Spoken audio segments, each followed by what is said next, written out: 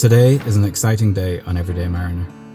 Bart and I are heading out onto Kootenay Lake in British Columbia, and we're taking the ROV with us. We plan to visit a site that I've never been to, and Bart hasn't been to in quite a few years.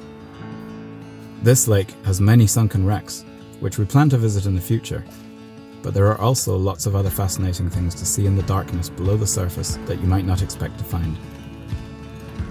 I don't really need an excuse to get in a boat, but this is as good as any. I can't wait to see what's down there, and I'm looking forward to taking you along for the ride.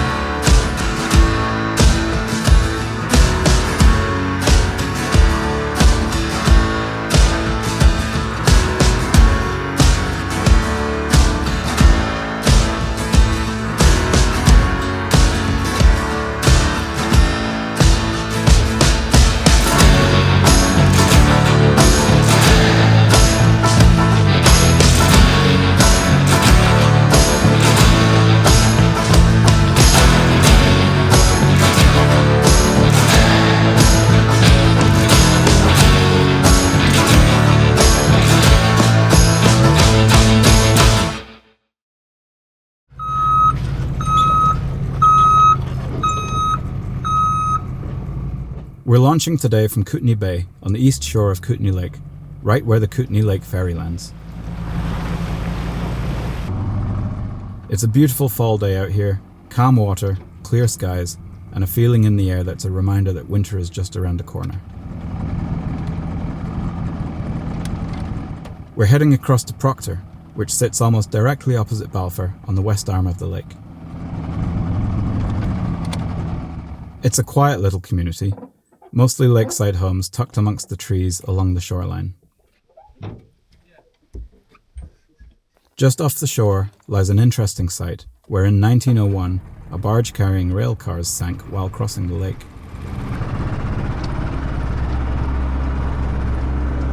The barge was later recovered, but several of the railcars remain on the bottom to this day. And that's where we're going, to see what's left of them with the ROV.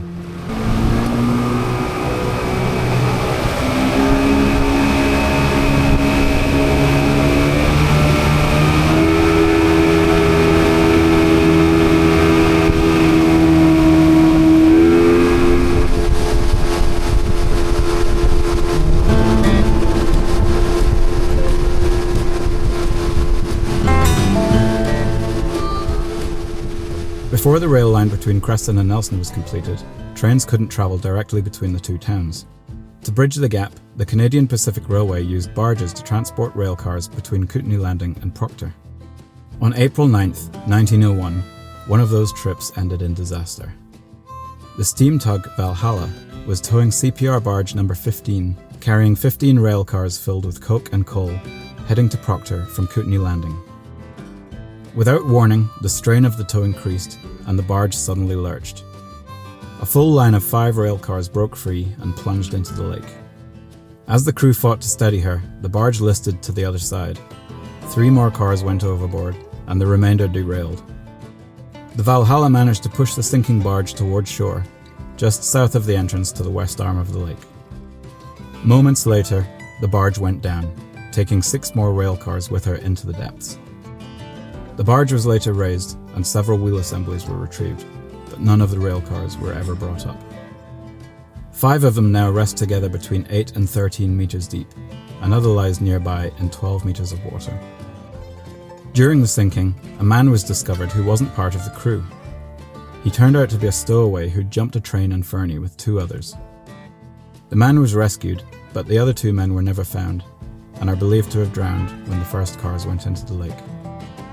Today, the site is a quiet reminder of that day in 1901, when Kootenay Lake claimed the lives of those 2 men.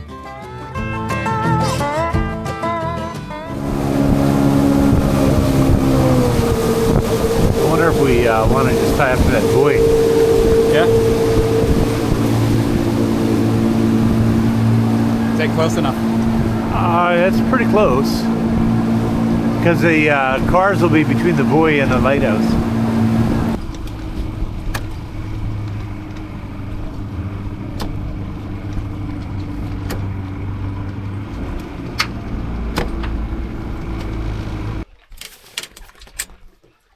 Okay. 10 minutes from the launch to here. 10-15 minutes. That's pretty darn good. I don't think it was even that, was it?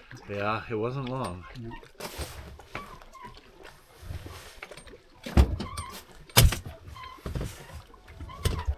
Okay, time to launch.